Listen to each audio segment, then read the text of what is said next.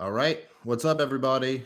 Good to be back. Uh, ABC canceled Roseanne, the number one comedy in America, after Roseanne Barr sent what must be the most expensive tweet in history. I'm not quite sure. I'd have to do some research on that, but I can't imagine there's ever been a tweet that cost a single person more money than what Roseanne Barr sent out at Valerie Jarrett.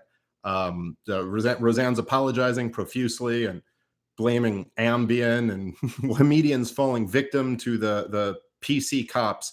This one really stands out just because it was the number one comedy in America, and also we live in an age of I don't know, some pretty offensive things being regularly said. But I guess this one crossed the line. So Roseanne Barr is done. It is a great demonstration of the double standard in the PC world. Roseanne Barr, straight up, her show was canceled because of her politics. There's no other way to see this other than that. I mean, you know, there's been lots of people who have said offensive things before. They don't usually get fired this quickly, especially something where it's a tweet about an advisor to the previous president. I don't know. I mean, Roseanne Barr is a comedian, and she's always been a kind of outrageous comedian, and she says some crazy stuff. Some of it I agree with, some of it I don't agree with. But you know what? Roseanne's interesting. I'll at least give her that in this boring world we live in. Like I can't even watch. I used to hate watch CNN and MSNBC all the time, and I don't. I still do hate watch them, but it's not as fun as it used to be because everybody's just so goddamn boring. And at least Roseanne was one of the figures that kept it interesting. But of course, this is the double standard of PC authoritarians, and it's always been. It's they define these very narrow rules, and you can't step out of bounds.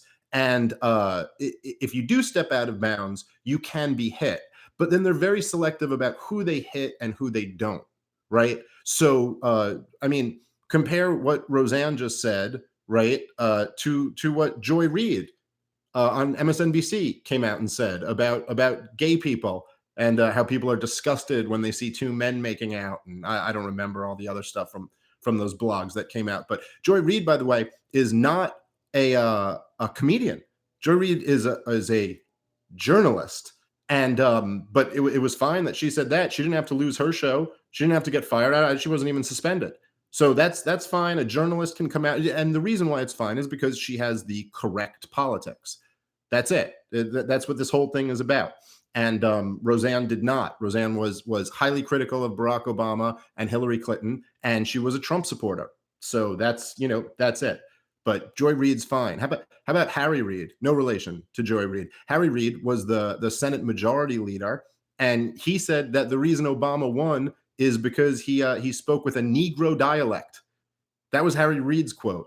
But again, he didn't have to resign. There wasn't a big to do about that because he had the correct politics. He was like an establishment Democratic senator, so that's fine. He can stay in, and there's not going to be a big problem. But Roseanne, she stepped out of bounds, and it's a big part of the reason why her show was so popular. By the way, or why her show, these shows nowadays, it's not like it used to be.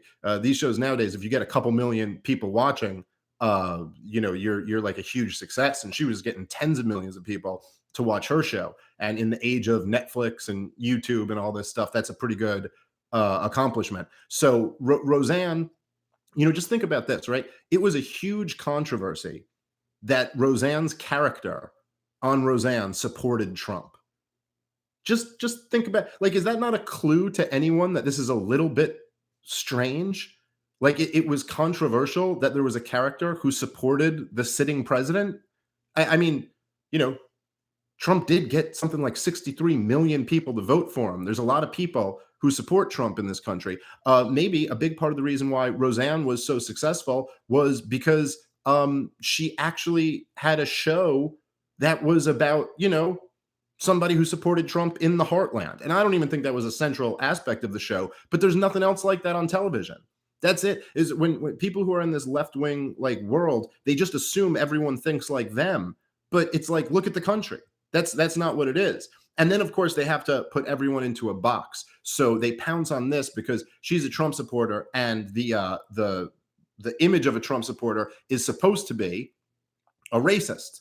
That's the idea, right? Like only racists support Donald Trump. The reason he won is because he ginned up all the racists in the country. That should be said, and I hate making these fucking disclaimers, but I'm not a Trump supporter. I've never for one day been a Trump supporter. I hate Donald Trump. I don't think he's a good president. I'm sure tons of people, on the left think that I'm a Trump supporter because they suffer from Trump derangement syndrome. So as soon as I'm not coming out just calling Trump a racist and all of his supporters are racist, that means I must support him. But no, I hate Donald Trump, and I hate him for a lot of the same reasons why I hated Obama, why I hated George W. Bush, because they bomb the crap out of third world countries who pose absolutely no threat to us. They start wars, or at least continue wars, with little to no thought. They're spending our country into bankruptcy. They throw innocent people, nonviolent criminals in cages while they let the biggest criminals in our society go free. So yeah, I hate Donald Trump for all of those reasons. But him saying mean things just isn't very high on my outrage scale. It's like if you were like describing all the reasons you hated Hitler, like where vegetarianism would rank. That's about where mean tweets rank on my scale of outrage. So anyway, but the whole narrative, look, this is because I don't suffer from Trump derangement syndrome. I do see the Trump moment as like a really fascinating time in American history. And it's not as simple as, oh, they're all a bunch of racists. Roseanne, by the way, Roseanne, for whatever you say about her, she's interesting. Roseanne is like a left-wing socialist who dives into conspiracy. That's more or less what she is. She's not some right-wing, like identitarian white nationalist or something like that. It's just not at all what Roseanne is. And Roseanne's like a huge critic of capitalism. By the way, I'm an unapologetic capitalist. I love capitalism, as long as we're talking about like laissez-faire free market capitalism. I love it. So okay, but does that mean I can't like find Roseanne interesting?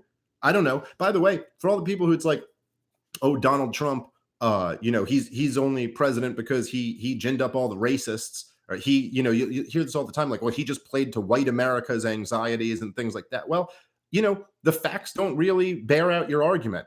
Donald Trump got a lower percentage of the white vote than Mitt Romney did.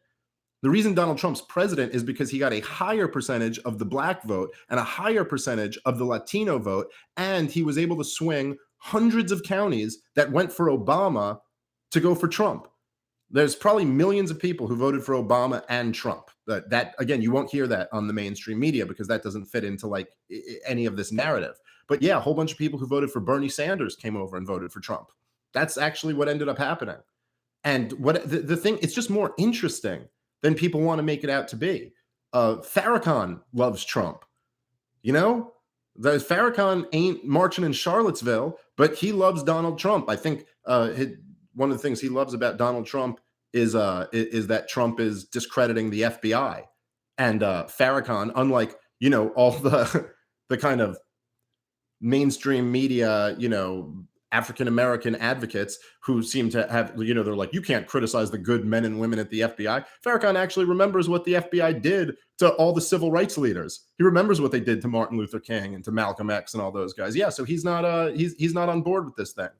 But again, and by the way, I don't agree with Farrakhan on a lot, but whatever, it's interesting.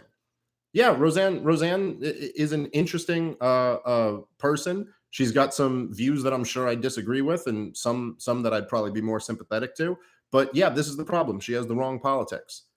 And Michelle Wolf, she caught a little bit of heat for like going after Sarah Huckabee Sanders' looks, which by the way, I'm not exactly sure why a woman's looks are off limits.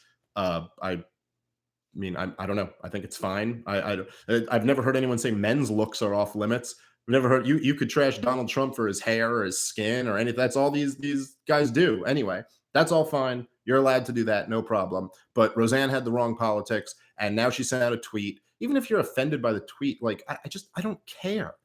Who cares? Who cares if you're offended by a comedian? Too fucking bad. Why don't you write a list of the greatest comedians who have ever lived, right? Like the greatest comedians who are have ever lived.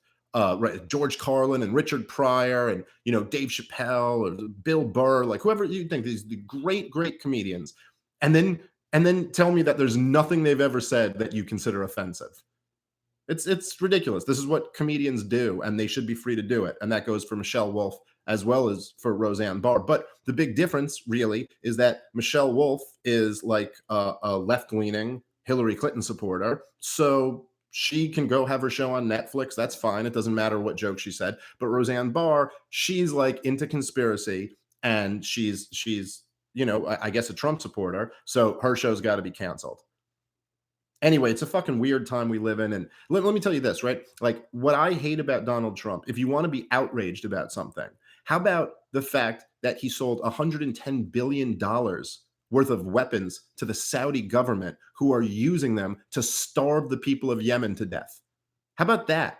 How about, yeah, Yemen is the poorest country in the Middle East, which is really saying something, okay? They're the poorest country in the Middle East, and they're having the largest cholera outbreak in modern history. There's over 1 million cases of cholera, and that's only because the United States government supports them. So there's something to be outraged about. And all the Roseanne coverage, I bet I'm the first one to make a comparison to Yemen. But the reason I do it is because I do believe that outrage is a finite resource. Like passion, outrage, all these things. There's only so many hours in the day. There's only so much you can yell about something, and all of the outrage goes into fucking a tweet, a mean tweet. Yeah, this whole thing is insane. And they wanna try to keep burying any of this Donald Trump support. And it's not going to work, man. You're going to get something much uglier that's going to pop out from all this. Also, I don't think Roseanne's done. I think her next stop will be something online, and it'll probably be a huge success because there is an appetite for this. 63 million people voted for Donald Trump. Okay, don't you think maybe there should be one show that represents those people? Is it that crazy? Anyway, I think it's crazy. I don't think ABC should have fired her. And the last thing I'll say about it is that it kind of shows um, how much of an impact the culture has on politics. Excuse me, how much of an impact the culture has on business. Excuse me. People always say it's like, oh, these companies like ABC, they're just capitalists and they don't care about anything except profit. Well, here was their number one comedy, their number one show, huge hit success, and they got rid of it like that.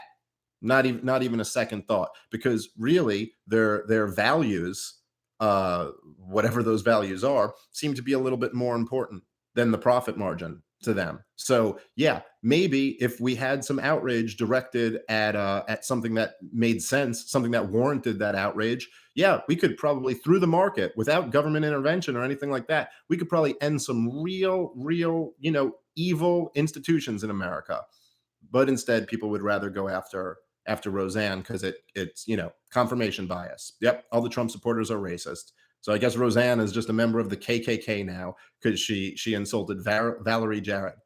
Now, just imagine if Roseanne had hated Donald Trump, right? Let's say Roseanne was just another. Let's say she had the exact same politics as, I don't know, everybody else on television, right? Let's say she had the same politics as everybody else in Hollywood, and she came out and said something horrible about Trump or someone in Trump's administration. We wouldn't even be having this conversation. It'd be a non-thought. She wouldn't be canceled. There wouldn't even be a thought of her being canceled. She'd be fine.